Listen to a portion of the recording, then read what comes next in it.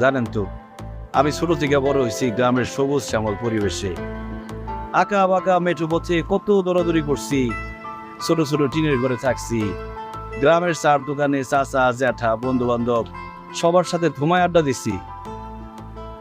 আর এখানে বড় বড় বিল্ডিং, রোবটের মতো কিছু মানুষ, এসব আমার ভালো লাগতেছে না ম্যাডাম। আমার কেমন জানি দম বন্ধ হয়ে আসতেছে। আমি বুঝা গেছি ম্যাডাম, এই আমেরিকা শহর আমার মতো আকাশের জন্য না। আমি গ্রাম বাংলার মানুষ।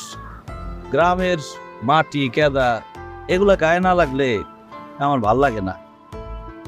তাই আমি সিদ্ধান্ত নিচ্ছি, আমি আর আমেরিকা থাকুন না, আমি বাংলাদেশে চলে যাব। তুমি চলে গেলে আবার কি হবে আকাশ? আপনার কি হইব মানে?